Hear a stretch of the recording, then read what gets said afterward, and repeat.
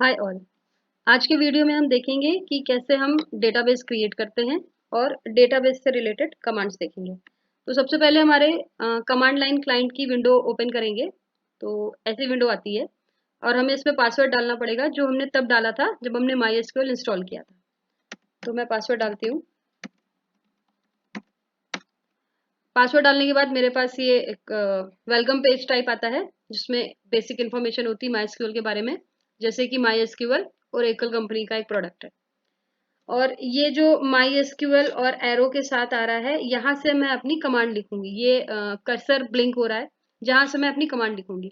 Command line client में mouse काम नहीं करता है, हमको सारा काम कीबोर्ड से करना पड़ता है। तो जैसे हमारा CMD रहता है कमांड प्रॉम्प्ट, वैसे ही मेरा ये कमांड लाइन क्लाइंट होता है। जिसने भी यूनिक्स पे कभी काम करा होगा उसको थोड़ा बहुत आइडिया होगा कि कैसे कमांड प्रॉम्प्ट पे काम करते हैं बिना माउस के। तो सबसे पहले हम चलते हैं डेटाबेस क्रिएट करते हैं। जैसा कि हमने अपने इंट्रोडक्शन वीडियो में पढ़ा था कि सबसे पहले जो मेरा MySQL है वो डेटाबेस मैनेजमेंट सिस्टम है। तो डेटाबेसेस को मिलाकर हम मेरा MySQL बनता है जो मैनेज करता है, और डेटाबेसेस जो होते हैं वो डेटाबेस को मिलाकर बनते हैं। और डेटाबेस टेबल से बनता है और टेबल रो और कॉलम से बनती है। तो सबसे पहले हम क्या करेंगे, डेटाबेस क्रिएट करेंगे। ठीक है। तो डेटाबेस क्रिएट करने के लिए मेरे पास सिंटेक्स रहता है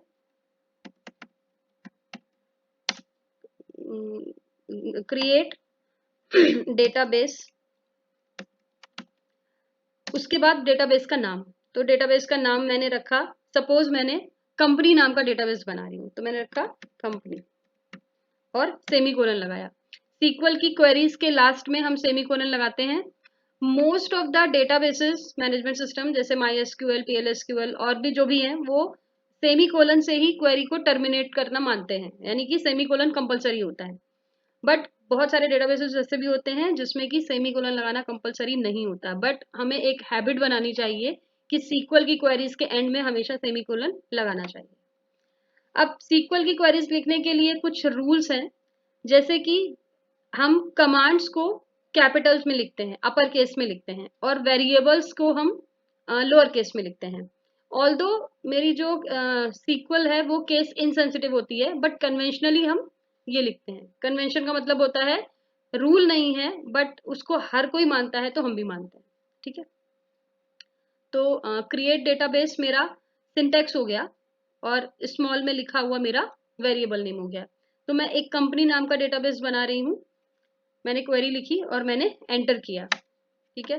तो क्वेरी ओके, 1 रो अफेक्टेड, यानी कि क्वेरी मेरी जो मैंने रन कराई है वो क्वेरी सक्सेसफुली रन हो गई है।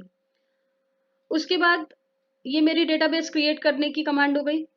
उसके बाद मुझे डेटाबेस के अंदर टेबल क्रिएट करनी है। ठीक है। तो डेटाबेस के अंदर टेबल क्रिएट करने के लिए मुझे डेटाबेस में एंटर करना पड़ेगा।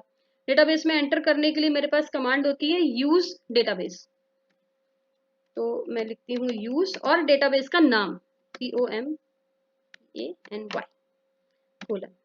यूज कमांड के बाद आप सेमी कोलन नहीं भी लगाते हैं तो भी चलेगा, कोई प्रॉब्लम नहीं होती है।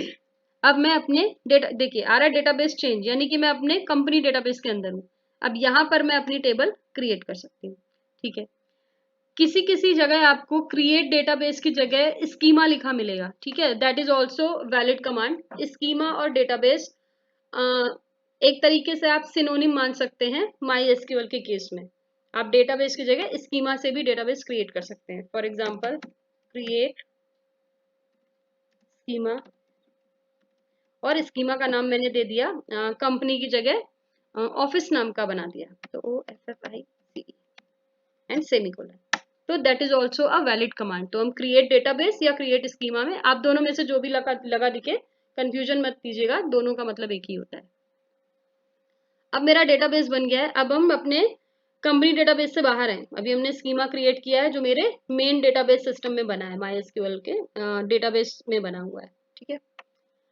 अब ये तो मेरे डेटाबेस क्रिएट करने की कमांड हो गई है। अब हम देखते हैं डेटाबेस डिलीट करने की कमांड कैसे होती है। तो डिलीट करने के लिए हम ड्रॉप यूज करते हैं। तो ड्रॉप डेटाबेस और डेटाबेस का नाम, मुझे कंपनी डेटाबेस डिलीट करना है या ऑफिस डेटाबेस डिलीट करना है, कोलन एंटर। डेटाबेस डिलीट हो गया है, क्वेरी ओके हो गई तो डेटाबेस डिलीट हो गया है। ठीक है। देखिए मैंने क्रिएट किया था स्कीमा नाम से और डिलीट किया है डेटाबेस के कीवर्ड से, ठीक है, तो दोनों वैलिड चलते हैं। ऐसे ही अगर मुझे कंपनी डिलीट करना हो तो मैं ड्रॉप स्कीमा कर सकती हूँ, तो मैं लिखूंगी ड्रॉप SCHEMA स्कीमा और डेटाबेस का नाम company semicolon, that is also a valid query, ठीक है। तो हम डेटाबेस और स्कीमा नाम के कीवर्ड को इंटरचेंजेबली यूज कर सकते हैं, ठीक है। अब देखिए मैंने यहाँ पर यूज कंपनी किया है टेबल क्रिएट करने के लिए। बहुत बार स्टूडेंट्स यूज कंपनी या यूज डेटाबेस का नाम डालना भूल जाते हैं, फिर वो बोलते हैं कि टेबल क्रिएट नहीं हो रही है। देखिए इट्स लाइक आपके पास एक कबर्ड है, ठीक है, एक कबर्ड के अंदर आपका लॉकर है, लॉकर में आपने पैसे रखे हैं, ठीक है। तो क्या आप बिना कबर्ड खोले हाथ डालकर बंद कबर्ड में से सामान निकाल सकते हैं? नहीं निकाल सकते, आपको कबर्ड खोलनी पड़ेगी। या किसी कमरे में आपका सामान रखा है और दरवाजा बंद है तो आप बिना कमरे के अंदर जाके सामान नहीं ला सकते, कमरे के अंदर जाना ही पड़ेगा आपको। वैसे ही जैसे आपने डेटाबेस क्रिएट किया और उसके अंदर टेबल बनानी है तो पहले उसके अंदर जाना पड़ेगा, उसको अंदर जाने के लिए कमांड होता है यूज और डेटाबेस का नाम, ठीक है। तो वो हमें याद रखना पड़ता है, जब भी हम डेटाबेस के अंदर टेबल बनाते हैं तो पहले डेटाबेस के अंदर एंटर करना पड़ता है, नहीं तो इतनी हमारे पास प्राकृतिक शक्तियां नहीं है कि हम बिना दरवाजा खोले कमरे के अंदर से सामान निकालना है। तो वैसे ही हम बिना डेटाबेस को यूज करें उसके अंदर टेबल क्रिएट नहीं कर सकते। एक पॉइंट और है बताने वाला, जैसे मैंने ये जो पहली कमांड लिखी है यहाँ पर मैंने कीवर्ड डेटाबेस लिखा है, यूज के साथ मैंने कीवर्ड डेटाबेस नहीं लिखा है, ड्रॉप के साथ मैंने कीवर्ड डेटाबेस या स्कीमा जो भी है दोनों में से कुछ भी लिखा है। तो ये जो कीवर्ड होते हैं डेटाबेस या टेबल, कब हम लिखते हैं और कब हम नहीं लिखते। जैसे यहाँ पर ड्रॉप स्कीमा या ड्रॉप डेटाबेस फिर डेटाबेस का नाम लिखा है, लेकिन यूज के साथ मैंने यूज डेटाबेस और डेटाबेस का नाम नहीं लिखा। तो जितनी भी DDL कमांड होती है, डेटा डेफिनेशन लैंग्वेज, उनके साथ हमको कीवर्ड यूज करना पड़ता है, ठीक है। तो DDL क्या होती है हमने पढ़ा है ऑलरेडी, क्रिएट, ड्रॉप, ऑल्टर, ये सारी मेरी DDL कमांड होती हैं। तो DDL कमांड के साथ हमको कीवर्ड यूज करना पड़ता है। अगर हम टेबल क्रिएट कर रहे हैं तो यहाँ पर टेबल कीवर्ड यूज करेंगे, डेटाबेस क्रिएट कर रहे हैं तो डेटाबेस कीवर्ड हमें यूज करना पड़ेगा, ठीक है। तो आप ये समझिए किसी भी चीज का जब हम कंस्ट्रक्शन करते हैं तो हमको बताना पड़ता है कि हम क्या कंस्ट्रक्ट करने जा रहे हैं। अगर आपसे कोई कहे कि आपको एक लैंड मिली है, उस पे आपको घर बनाना है और कमरा बनाना है, तो आप पूछोगे पहले कि इस लैंड पर क्या बनाना है, तो आपको बताएगा कि रूम बनाना है कि किचन बनाना है कि क्या, कि दीवार बनानी है कि बाउंड्री बनानी, राइट। तो हमको कीवर्ड डिफाइन करने पड़ते हैं, इसलिए हर DDL कमांड के साथ हम कीवर्ड यूज करते हैं। और जब हम DML कमांड पढ़ते हैं, जैसे अपडेट पढ़ते हैं, डिलीट पढ़ते हैं, तो वहां पर हम कीवर्ड यूज नहीं करते। तो ये एक पॉइंट है जिसमें बहुत कंफ्यूजन रहता है। नेक्स्ट वीडियो में हम पढ़ेंगे कि कैसे हम डेटाबेस के अंदर टेबल्स क्रिएट करते हैं, ठीक है। Till then bye bye.